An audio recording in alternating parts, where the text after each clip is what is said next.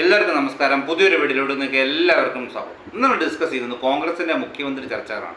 അതായത് കോൺഗ്രസ് അധികാരത്തിൽ വന്നു കഴിഞ്ഞാൽ ആര് മുഖ്യമന്ത്രിയാകുമെന്നുള്ളതിൻ്റെ കടുത്ത പോരാട്ടമാണ് നിലവിൽ നടക്കുന്നത്. 3 പേരാണ് നിലവിൽ പോരാട്ടത്തിൽ ഇപ്പോൾ ഉള്ളത്. ഒന്ന് നിലവിലെ പ്രതിപക്ഷ നേതാവ് വി.ഡി. സതീശനും മുൻ പ്രതിപക്ഷ നേതാവും കോൺഗ്രസിലെ ഇപ്പോൾ മത്സരത്തിലുള്ള ഈ 3 ലീഡേഴ്സിലെ ഏറ്റവും സീനിയറുമായിട്ടുള്ള രമേശ് ചെന്നിത്തല, പിന്നെ കോൺഗ്രസിൻ്റെ ഏറ്റവും വലിയ ഇപ്പോഴത്തെ ഹൈക്കമാൻഡ് എന്നറിയപ്പെടുന്നത്, അതായത് ഗാന്ധി കുടുംബം കഴിഞ്ഞ് കഴിഞ്ഞാൽ കോൺഗ്രസിൻ്റെ ഏറ്റവും വലിയ നേതാവ് നിലവിൽ അറിയപ്പെടുന്ന കെ.സി. വേണുഗോപാൽ. ഇവർ തമ്മിലാണ് ഇപ്പോൾ മുഖ്യമന്ത്രി സ്ഥാനാർത്ഥിക്ക് വേണ്ടി മത്സരം. കൗതുകം, ഇവർ 3 പേരിൽ 2 പേര് മാത്രമേ ഈ നിയമസഭയിൽ മത്സരിച്ചിട്ടുള്ളൂ. ഒന്ന് വി.ഡി. സതീശനും 2 രമേശ് ചെന്നിത്തല. കെ.സി. വേണുഗോപാൽ നിലവിൽ മത്സരിച്ചിട്ടില്ല. അപ്പോൾ കെ.സി. വേണുഗോപാൽ മുഖ്യമന്ത്രി ആവണമെങ്കിൽ ഇവരെ ആരെങ്കിലും മാറ്റി നിർത്തിയിട്ട് മാത്രമേ മുഖ്യമന്ത്രിയാകാൻ സാധ്യമാകുകയുള്ളൂ. അതാണ് ഇപ്പോഴത്തെ കണ്ടീഷൻ.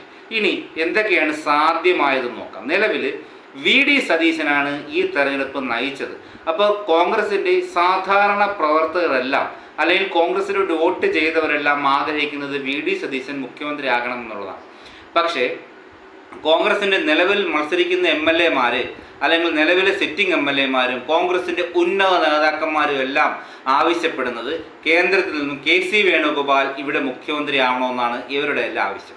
ഇനി രമേശ് ചെന്നിത്തലയ്ക്ക് നിലവിൽ ആരുടെയും പിന്തുണ ഇല്ലെങ്കിലും സീനിയർ നേതാവെന്ന പരിഗണനയിൽ, അല്ലെങ്കിൽ ഇവർ 2 പേരേക്കാൾ പ്രായം കൊണ്ടും പാർട്ടിയുടെ സീനിയോറിറ്റി കൊണ്ടും സീനിയർ നേതാവെന്ന പരിഗണനയിൽ മുഖ്യമന്ത്രി ആക്കണമെന്നാണ് രമേശ് ചെന്നിത്തലയുടെ നിലവിലെ ആവശ്യം. അപ്പോൾ ഇവരിൽ ആരുടെ ആവശ്യമാണ് നടപ്പാക്കാൻ സാധ്യതയെന്ന് നോക്കാം. എനിക്ക് തോന്നുന്നത് രമേശ് ചെന്നിത്തല ഒരു കാരണവശാലും കേരളത്തിലെ മുഖ്യമന്ത്രി ആവാനുള്ള ഒരു സാധ്യതയുമില്ല. പക്ഷേ കെ.സി. വേണുഗോപാലിനാണ് സാധ്യത. അതെന്തുകൊണ്ടെന്ന് പറയാം.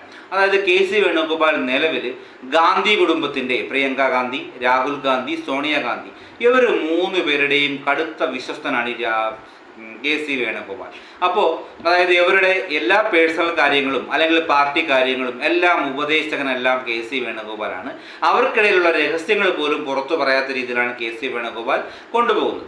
അപ്പോൾ നിലവിൽ മറ്റൊരു കൗതുകരമായ കാഴ്ച, നിലവിൽ മുഖ്യമന്ത്രി ആക്കണം അല്ലെങ്കിൽ മറ്റേ ആളിനെ ആക്കണം എന്നൊക്കെ പറഞ്ഞ് നമ്മുടെ ഇവിടുത്തെ കേരളത്തിലെ സംസ്ഥാന നേതാക്കൾ ഹൈക്കമാൻഡിലേക്ക് അയക്കുന്ന മെയിൽ വരെ തുറന്നു നോക്കുന്നത് സംഘടനാ ജനറൽ സെക്രട്ടറിയായ കെ.സി. വേണുഗോപാലാണ്.